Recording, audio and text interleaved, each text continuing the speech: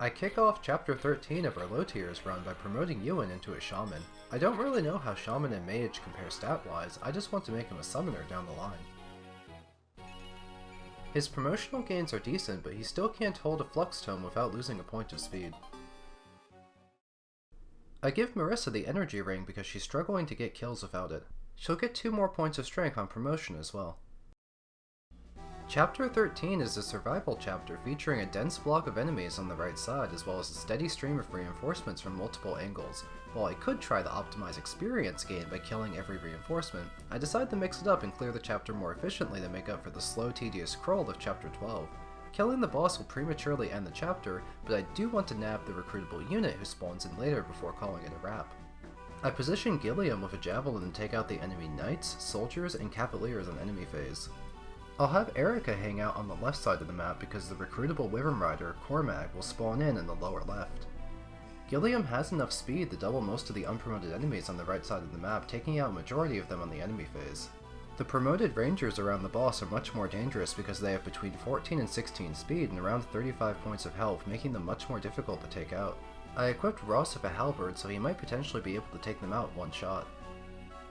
Gilliam has gained nothing but strength since he promoted, which isn't necessarily a bad thing considering he still has enough defense to tank the enemies reliably. He is fairly below his average defense stat by this level, however.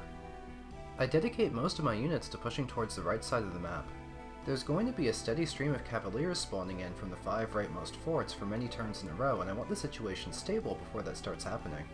I ready Amelia and Eirika to fight the trickle stream of upper left reinforcements for some experience while waiting around for Cormac to spawn. Amelia gains another level and I can't wait to promote her. Once she's a general, she's going to break 20 points of defense. While her offensive stats are still a little bit on the shaky end, there's several characters I'm using that are also struggling in that regard. Enemy rangers are hard to hit as is due to their high speed and the inability to use the weapon triangle against them, but they also took the forts for 20 more points of avoid. Luckily, I hit a 39% chance for Ross to one-shot them with his halberd.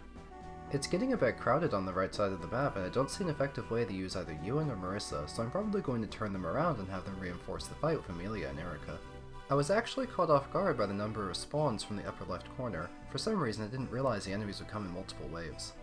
We're only 4 turns into the map, but by this point we've actually managed to kill almost everything that isn't a reinforcement. I'm attributing this success mostly to Gilliam. It really highlights the importance of having a single powerful juggernaut that can take on a high number of enemies in enemy phase in this game.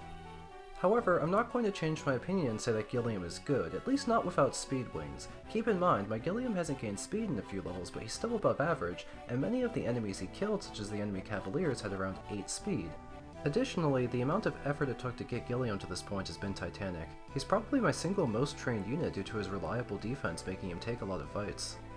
I'm starting to get a little bit overwhelmed on the left side, but it's fine because I can take out the boss to end the chapter at any point. Finally, Cormac spawns in, and I can recruit him on the next turn once he flies a little bit closer. The 2 Wyvern Knights surrounding him actually have high base stats and are fairly dangerous enemies, so I probably won't be fighting them. If I had Ross or Neimi here, I'd be able to take them out with ease, but as is, they might be a bit difficult. I have Ewan take out the mercenary and he finally gains his first level up. My Ewan is actually pretty far ahead compared to his average speed stat, and Dark Mages gain even more speed when promoting. I believe Druids and Summoners gain 3 points in promotional gains. However, Ewan is still extremely fragile, and I can't risk him taking hits, so I have to rescue him back to safety. The aforementioned cavalry reinforcements have started coming in from the right side. A total of 15 of these guys will spawn in over the course of 3 different waves. Since we've made great progress up until this point and will be ending the chapter on turn 6, we've got no chance of getting overwhelmed by them. I will be killing as many as I can reach on turn 6 for some bonus experience, and I'm going to have La Rochelle spam the barrier staff for a little bit of staff experience on her end. Ross has a 0% chance of landing a critical hit on the boss, so I'm not scared about letting him take the boss down to low HP before I get the recruitment on Cormac. The enemy cavaliers give surprisingly low experience, so I don't feel bad about skipping most of them this chapter. It's mostly a lost opportunity for Amelia, Marisa, and Ewan. Eirika moves in to finally recruit Cormac. Cormac is the last of the unpromoted flying units to join. He has good base stats for his level on top of fantastic offensive growth rates. He also gains 3 points of speed on promotion to Wyvern Knight to balance out his offenses, making him a real monster when trained up a bit. While Cormac is notably weaker on Eirika's route compared to Ephraim's route due to the different join times, he's still a very solid unit worth investing into on top of being a flyer, so we can't use him for our playthrough. Now that I've recruited Cormag, I'm ready to end the chapter.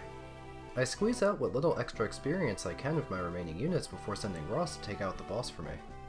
I briefly considered stalling the chapter and taking a little bit of extra time for more experience, but Marisa, Natasha, and Eirika are in a little bit too much of a danger from the remaining enemies. Ross gets another lucky point of speed, ending the chapter. Thank you for watching.